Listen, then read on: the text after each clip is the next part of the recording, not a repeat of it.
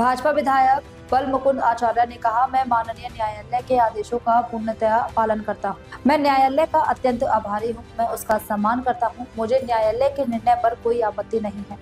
मैंने राम मंदिर पर न्यायालय के निर्णय के लिए 528 वर्ष प्रतीक्षा की है। उन्होंने ही महान राम मंदिर का निर्माण किया था।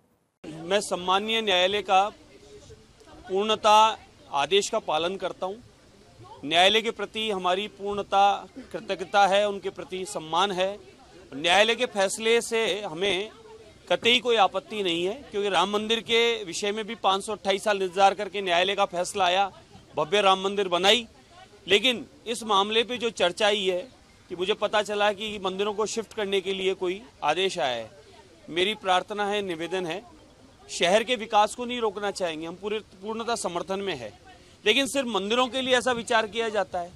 फिर अगर कोई मस्जिद भी मार्गों में आ रही है, कोई मकबरे भी आ रहे हैं, तो फिर सभी के बारे में विचार करना चाहिए।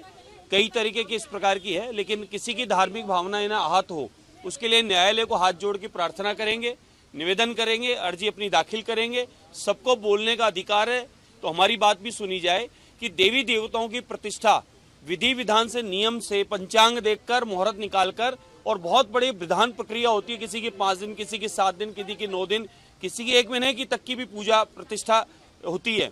और फिर भगवान की उपासना प्रारंभ होती है।